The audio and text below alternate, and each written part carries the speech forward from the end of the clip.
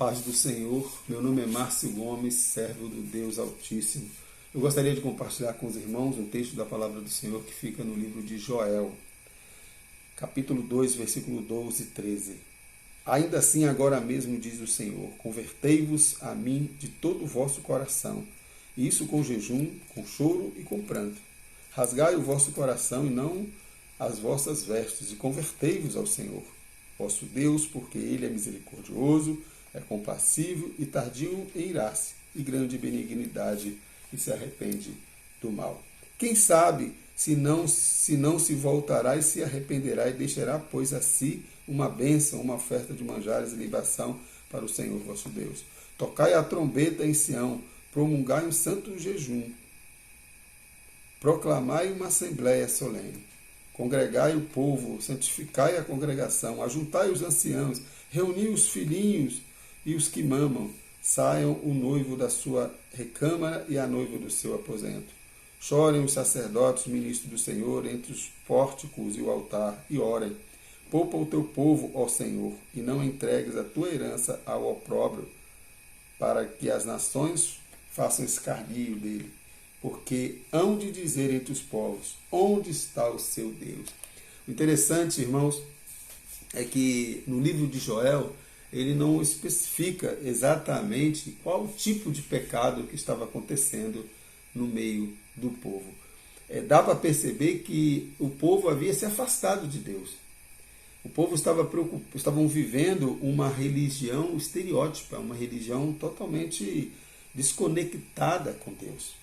O Joel, que o seu nome significa Javé, Deus, Joel, ele provavelmente profetizou ali, existem duas datas dessa profecia de Joel. Ou foi depois do cativeiro babilônico, ou foi pré-cativeiro babilônico. Mas independente de qual dessas datas, né, assim como também existe uma controvérsia em relação a esses gafanhotos, se foi pós-cativeiro babilônico, ou foi pré-cativeiro babilônico, por exemplo, provavelmente esses gafanhotos poderiam se referir aos babilônicos, à invasão. Né? Se foi pré-cativeiro, pós-cativeiro babilônico, provavelmente foi uma praga de gafanhotos que realmente assolou ali a terra de Israel. Mas o que importa exatamente para nós é os ensinamentos que tem no livro de Joel. O que Joel quis passar, né, para o povo de Israel? Qual a mensagem que Deus está transmitindo para o povo de Israel? A primeira, irmãos, que eu entendo, que eu percebo, é que o pecado ele sempre traz o juízo de Deus. O pecado sempre traz o juízo de Deus. O povo de Israel sofreu muito por conta disso. Você quer ver uma coisa? A nação de Israel, ela se dividiu. A nação de Israel teve um monte de problemas. O próprio Davi, né, um homem segundo o coração de Deus, quando ele se desviou dos caminhos do Senhor, ele cometeu erros, o povo sofreu, a família dele sofreu.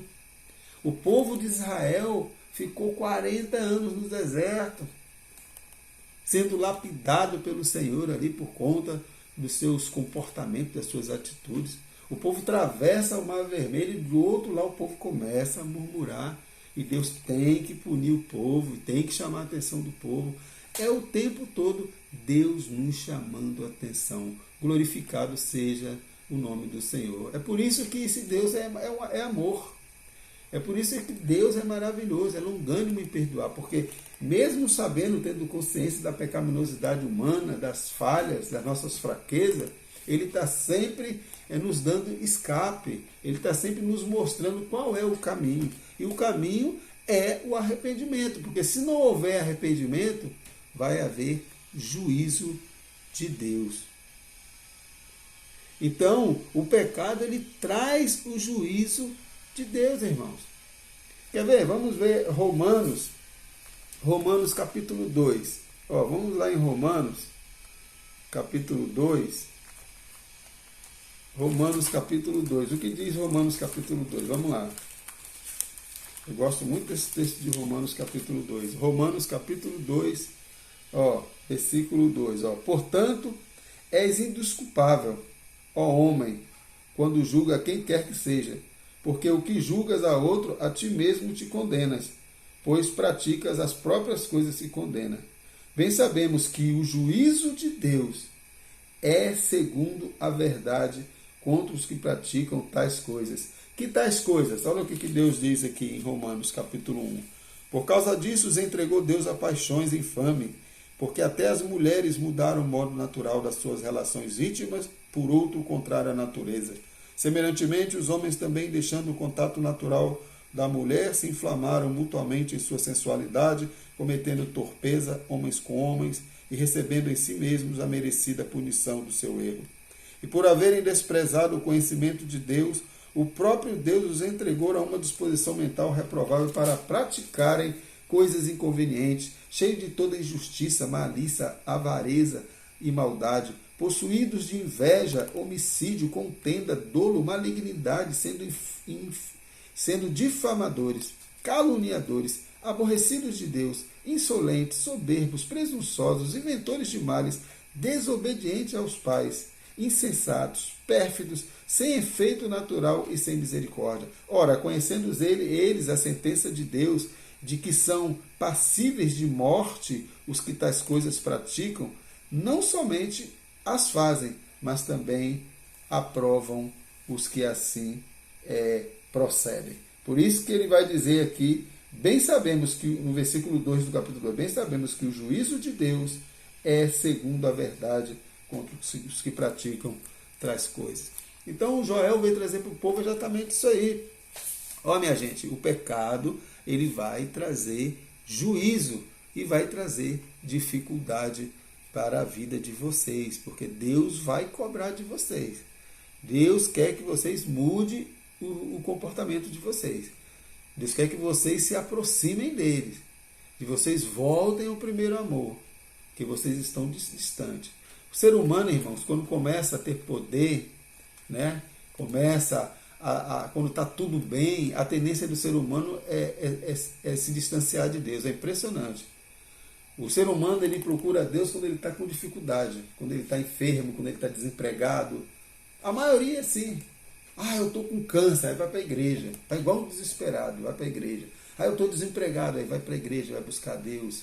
Eu estou com problema na minha família, vamos para a igreja.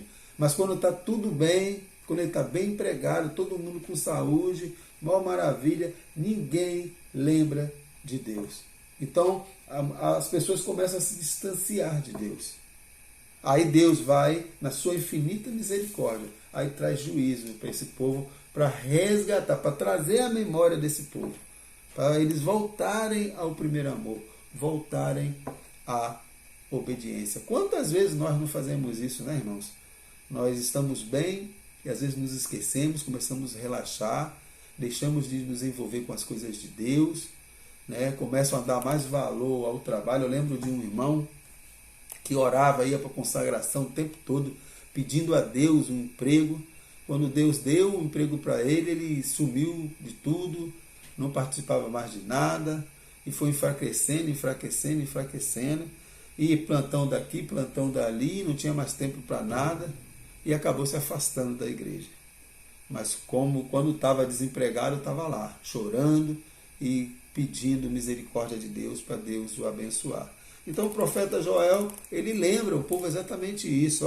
Cuidado que o pecado de vocês vai trazer o juízo de Deus sobre a vida de vocês. A segunda coisa é que a obediência que nós aprendemos é que a desobediência ela gera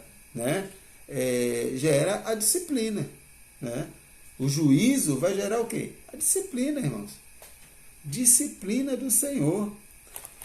Vamos ler aqui Salmos. Vamos ver aqui os Salmos. O que diz? Salmos de número 39. Salmos de número 39, versículo 11. Quando castigas o homem com repreensões por causa da iniquidade, destrói nele como traça o que tem de precioso. Com efeito, todo homem é pura vaidade. Versículo 12, o salmista vai: ouve, Senhor, a minha oração, escuta-me, quando gritos por socorro e não te emudeças à vista das minhas lágrimas, porque sou forasteiro à tua presença, peregrino como todos os meus pais o foram. Desvia de mim o olhar para que eu tome alento antes que eu passe e deixe de existir. O próprio salmista reconhecendo que ele se desviou da presença do Senhor e a desobediência ele sabia que ia gerar disciplina, né? A disciplina do Senhor. Meus irmãos, a disciplina do Senhor, ela vem, com certeza vem na vida de todos aqueles que desobedecem a sua palavra. A disciplina vem, o juízo de Deus vem. Por isso que lá em 2 Crônicas, né? 2 Crônicas, vamos ler aqui, 2 Crônicas 7, vamos ver o que diz o texto aqui, ó. Se o meu povo, olha só, se o meu povo, que se chama pelo meu nome, se humilhar e orar e me buscar, e se converter dos seus maus caminhos, então eu ouvirei dos céus, perdoarei os seus pecados e sararei a sua terra. Veja versículo 15. Então estarão abertos os meus olhos e atentos os meus ouvidos à oração que se fizer neste lugar. Porque escolhi e santifiquei esta casa, para que nela esteja o meu nome perpetuamente. Nela estarão fixos os meus olhos e o meu coração todos os dias. Aí veja só o que vai dizer no versículo 19 de 2 Crônicas. Interessante. Porém, se vos desviares e deixardes os meus estatutos e os meus mandamentos que vos prescrevi, e fordes, e servires a outros deuses, e os adorares, então vos arrancarei da minha terra que vos dei, e esta casa que santifiquei ao meu nome, lançarei longe da minha presença, e a tornarei em provérbio e montejo entre todos os povos. Porque deixaram o Senhor, o Deus de seus pais, que os tirou da terra do Egito, e se apegaram a outros deuses, e os adoraram e os serviram. Por isso, trouxe sobre eles todo este mal. É isto que acontece. Se não houver arrependimento, com certeza vai vir o juízo. É por isso que a palavra de Deus vai dizer: arrepende-te e volte ao Senhor. É por isso que o profeta João, na sua epístola, ele vai dizer, ó, se nós confessarmos os nossos pecados, ele é fiel e justo para nos perdoar e nos purificar de toda injustiça. Reflita sobre isso. Busque ao Senhor. Não deixe o juízo de Deus vir sobre a tua vida.